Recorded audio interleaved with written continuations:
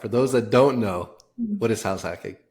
So house hacking is basically when you purchase a property and usually take advantage of a good residential loan, owner occupied loan, and then you can rent out the other bedrooms or units if you do like a fourplex or threeplex or duplex. So the essence is that you use the income to pay your mortgage and you basically live for free and you're building appreciation and equity.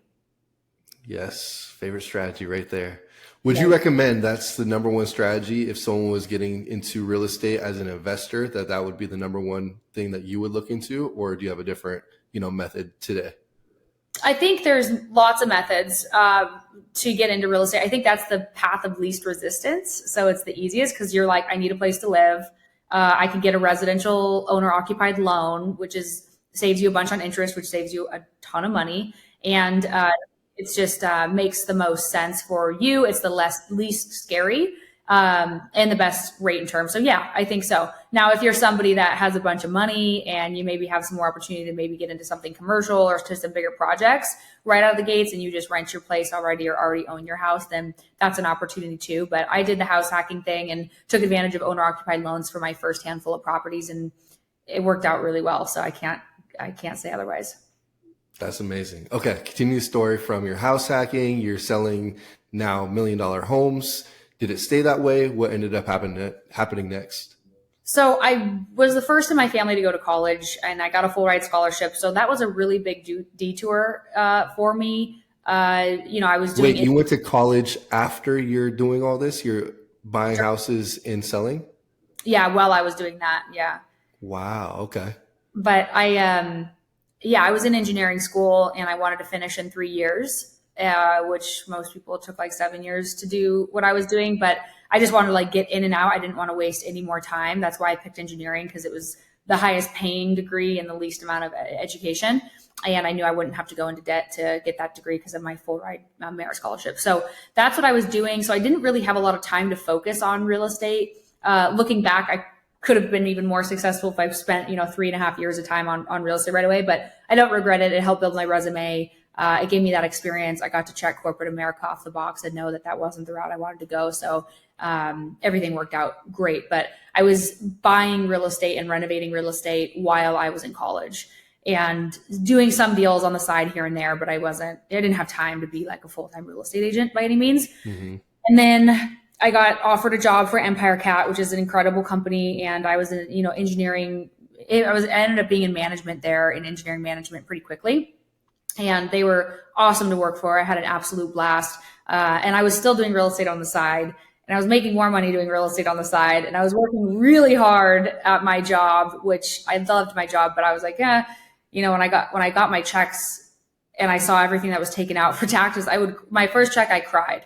I literally opened my check. I could almost cry right now remembering the day. And I cried and I called my brother and I'm like, this is the worst part of the game. Like, I don't want to pay taxes. This is terrible. And that's when I started studying the tax code and the tax advantages that real estate brings. And about a year and a half later, I actually bought a one-way ticket to Hawaii, but that's a whole nother story. But I ended up opening a few construction companies because I wanted to be able to do multifamily renovations and have the renovations in house. And I just had this big grand dream. I'm going to, do the investments. I'm going to do the construction and I'm going to do the management all in house. And then I realized that construction is not my field. It was not for me. So I ended up getting out of those companies. And that's when I decided I'm going to do real estate full time. And that was like at the end of 2021, which wasn't, that long ago. Not at all. So 2021, and then what happens after you're like, okay, I'm dabbling with the construction companies, and then you said you want to go full time just into real estate. Yeah. So I branded myself as a commercial real estate agent and set out to find a brokerage that had a luxury brand that had low splits or fees that allowed me to do commercial and residential. And I quickly learned that it didn't exist. And so that's why the firm was born, my real estate brokerage. And so we launched the firm on January 1 of 2022. So we just did our 2-year anniversary. And it was really trying to solve my own problems. I wasn't in my plans to build and grow a real estate brokerage initially, but I absolutely love it. It's been really awesome. So you started in residential, and then you went into multifamily. and then you went into commercial, correct?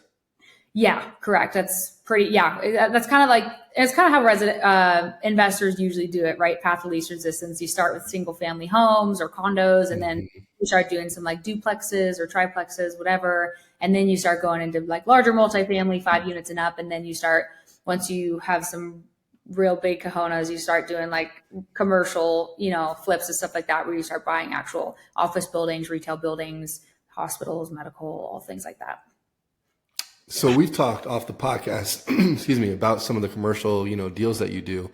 But what intrigued you into commercial? Because commercial to me, like, sounds like you said, like, it's so much, such big, projects. But why were you like, you know what? I want to get into commercial and I can do this. Like, for example, you said like, oh, I just read the tax code and learned about this. Like most people like don't think that way, which is amazing.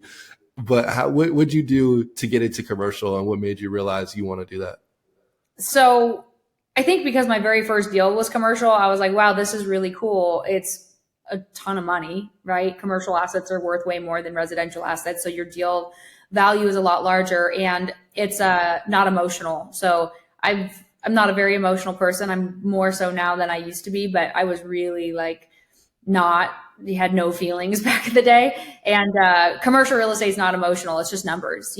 So with my engineering brain, I loved the idea of a property being valued based off of its income and based off of a cap rate, because you can technically manipulate both pretty easily. Whereas residential properties, they're just based on what someone will pay for it. Like they're completely based on supply and demand and emotion, right? And so I was like, I don't want kids or anything like that. Back then, I didn't even want a husband or anything. Things have changed a little bit now, but I didn't want to like work with families and go show them 10,000 houses and talk about the paint color of the kids' room and all that stuff. It just wasn't something I could really relate to.